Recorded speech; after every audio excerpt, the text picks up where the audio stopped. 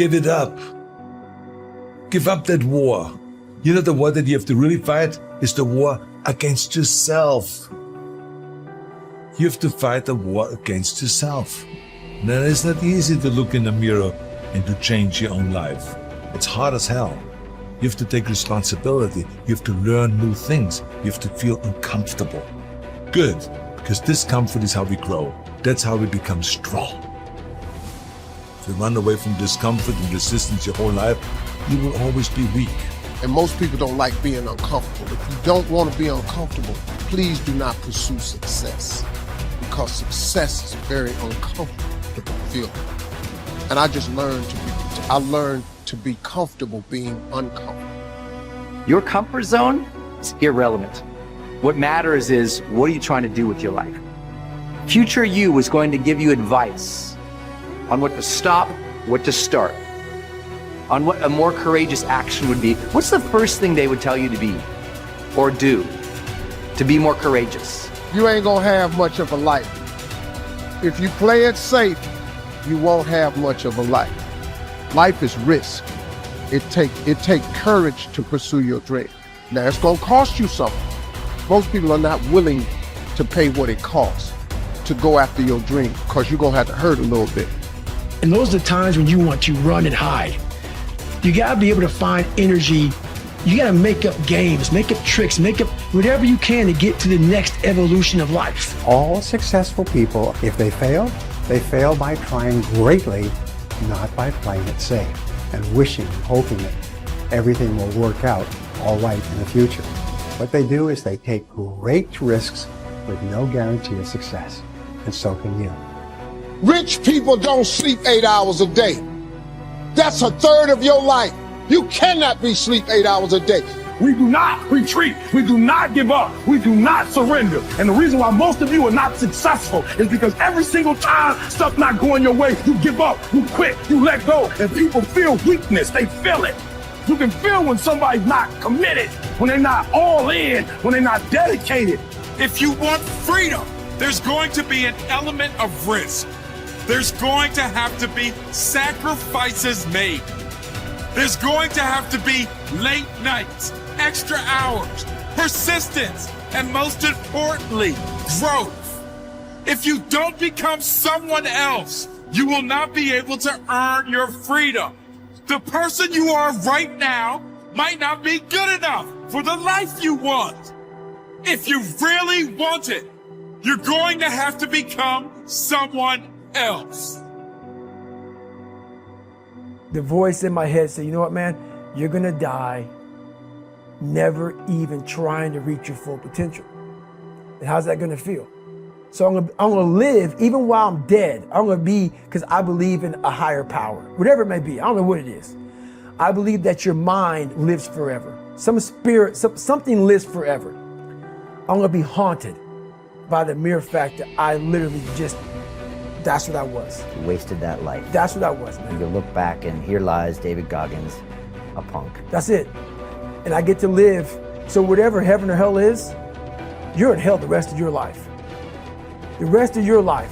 And if there is a God, which I hope to God there is, knowing what I put myself through now, whatever memories I have, if there's any at all, I'll be a happy man. But I knew that I was getting paid for this while I was living or while I was dead. I was getting paid for this, because basically to me, it was a huge sin. I'm basically just gonna sit here and just be a comfortable man and not even try. Wasting your life is a sin, It's right? a sin. It is. I'm not even gonna try. I want you to get over this notion that I find so annoying that so many people have, that success and power in life is dependent on something like genetics. Like some people are born with a larger brain, or they have wealthy parents who are able to send them to the right school, or it's all a matter of luck. What really makes people successful and powerful in life, and it's not just me saying this, I read hundreds of books on the subject, what makes people successful is their degree of motivation. I could repeat it 100 times, but it's true every time I say it. When you are motivated, when you feel yourself emotionally engaged in the subject, you learn faster. You learn what it takes somebody 10 years to learn, you can learn in 2 years. When you feel emotionally engaged with something, you're able to push past all the obstacles. The sense that it's genetics or the size of our brain or our parents' money, you can't control any of that, obviously. And they can become kind of crutches for some people. But the amount of motivation you feel, the emotional connection you have to what you're studying or doing, that is something within your control. That is something you can choose to take. And it is, you're going to find people giving you all kinds of great advice about your careers, about where you should go, you know, your MBA, etc. But if there's one piece of advice that I think is more important than that, it is this idea of following these natural inclinations and creating your own career path and finding a way to engage the deepest motivating parts of your psyche. Unhappiness is simply the lack of progress toward a preset goal. If you're not making progress, see, that's when unhappiness sets in. But here's where happiness begins. Making progressive progress. You don't have to arrive all at once. You don't have to have it immediately. But as long as you're making progress, as long as progress is part of your experience now, it is a fantastic source of inspiration. Now here's the next one. Source of inspiration, and that is achieving. When you finally have arrived at that goal that you set. I want to have this much experience and be able to do this by 30 days from now, 60 days from now, 6 months from now. And finally, that 6 months passes, and there you are. Finally, the time passes, and you have it. Finally, the time passes, and the skill is now beginning to be polished, and it is so unique and effective. Achieving is an incredible source of inspiration. But here's what we notice.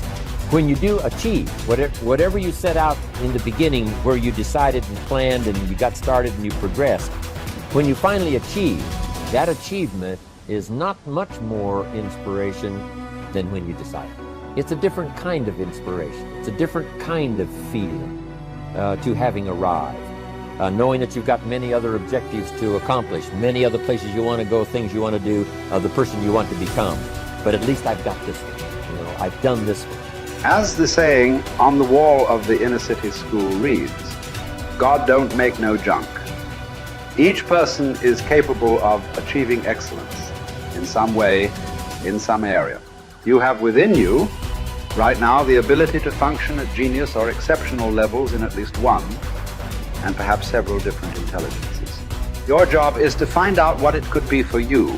Your responsibility to yourself is to cast off all these self-limiting beliefs and accept that you are an extraordinarily capable and talented person. You are engineered for greatness and designed for success. You have competencies and capabilities that have never been tapped. You have the ability within yourself right now to accomplish almost any goal you can set for yourself if you are willing to work long enough and hard enough to achieve it. The good news about beliefs is that all beliefs are learned. They can therefore be unlearned, especially if they are not helpful. When you came into the world, you had no beliefs at all about yourself, your religion, your political party, other people, or the world in general. Today, you know a lot of things. But as the comic Josh Billings once wrote, it aren't what a man knows what hurts him. It's what he knows what aren't true. There are many things that you know about yourself that are simply not true. And these are almost always in the area of self-limiting beliefs. The starting point of unlocking more of your potential is for you to identify your self-limiting beliefs and then ask, what if they were not true at all? What if you were possessed of an extraordinary ability in an area where you didn't think you were very good at all, such as selling, entrepreneurship, public speaking, or money-making? Everywhere I go throughout the world, I have taught these principles to many tens of thousands of people. I have filing drawers full of letters from people who had never heard this idea of self-limiting beliefs before. But once they heard it, they changed their entire attitudes towards themselves. They began to see themselves as far more competent and capable in key areas of their lives than they had ever been before. In no time at all, they began transforming their lives and changing their results. Their incomes doubled and tripled and quadrupled. Many of them became millionaires and multimillionaires.